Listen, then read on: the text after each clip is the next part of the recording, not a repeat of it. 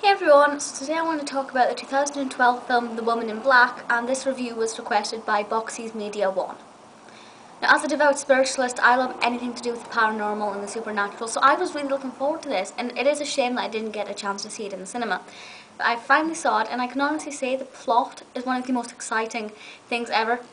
So Arthur is a lawyer, and he goes from London up north to a house that is now abandoned, and to sort out the legal papers and things like that, and the papers of the resident who was there previously.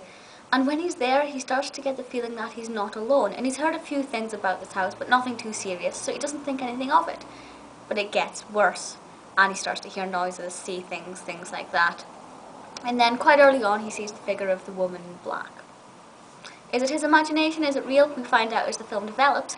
And kind of simultaneously, children seem to be dying under very disturbing circumstances in a village nearby, and as the film develops we learn connections between the two and why certain things are happening. I think the idea behind that plot is so exciting because you have two aspects which could be complete separate plots on their own. Who is this in the house? Who is this figure? And why are these children dying? Two completely separate things which would make really compelling ITV dramas on their own. That's the kind of thing I love to watch. ITV are great with their dramas, and that's exactly what it felt like. I absolutely love it. It reminded me of Marchlands, of the other one that was on a couple of weeks ago, the name of which I completely forgot, with Ciarán Jones. You'll know which one I'm on about. So if you like that sort of thing, you will love this. It's directed by James Watkins, and I just want to say the opening scene to this is one of the most beautiful things ever. I was watching it thinking, is this the actual start of the film? Is this an advert for piracy or something? Is this going to be a British Telecom advert? What's going on? It is the opening scene, and it makes sense when you watch the film, but it is so gorgeous and so beautiful, and I just fell in love with the costumes at that point as well, so I think hats off to the wardrobe department. It looks visually stunning there. There are a lot of quick shots going here, obviously with kind of horrors and thrillers and dramas. You get a lot of fast angles and really sudden movement, which is obviously playing on the emotions, and there's a lot of that in this. I didn't think the script itself was that powerful. There's not a lot of dialogue in this, which you may or may not have expected, but it doesn't really need powerful speeches or a lot of words to have the impact, because it is the sound effects it relies on. It relies on the actual quality of the camera angles and directing and the pace of it, and I think it's absolutely fantastic in terms of directing from start to finish. There are one or two moments of really light relief. The only one that comes to mind is the dogs in the high chairs. I won't say any more, but I just thought that was just a really nice little moment where you can just breathe for a second and think, oh yeah, that's quite cute, what on earth is going on? You know, it really plunges you straight back into it, and it really helps heighten the fear factor, I guess. Also, I hate wind-up toys, I hate monkeys, and I hate clowns. What is this film trying to do to me? I was terrified of those scenes.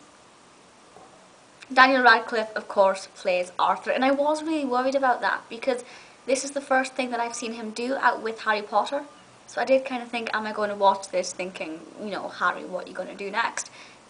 Not a problem at all. I think maybe once I looked at him and thought, ooh, hang on, I'm not watching Harry Potter, am I?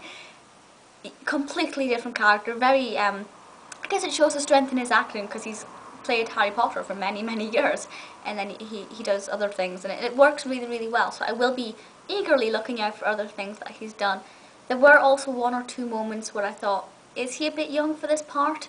Specifically when he was talking about his wife or his son. I thought, really? But obviously at the time it would have been that age anyway. Nowadays you can be a father and a son at whatever age Daniel Radcliffe is, so it works. I just thought maybe somebody who would have been 5 years older or something. But that's not a problem with Radcliffe himself. He is brilliant in this. The woman in black, I think, as a character is majorly exciting. I absolutely love her. She's terrifying, but I love her. I feel sympathetic towards her, but I don't. It messes with my head, and that's what I like. The film is an hour and 30 minutes. It is a 12A certificate. Now, I would have said a 15, just kind of basing on similar things and what I've seen before that are 15 certificate. But I guess 12-year-olds can cope with it. It's not too bad. There are a couple of gory, well, not gory scenes, but kind of graphic, intense scenes. It's not completely scary so much that you're literally dying and crying and jumping all over the place, but there are a few moments that make you do that. It's more intriguing and intense, and you want to dive right into it and, you know, follow the story and see what happens, which a lot of horrors and things I find don't do. A lot of horrors do just make you scared and don't care about the plot. Not a case with this one. The Woman in Black is fantastic. Ashamed it's taken me this long to watch it, I will admit that. But it's been completely worth the wait. Let me know your thoughts and I'll see you all next time. Bye!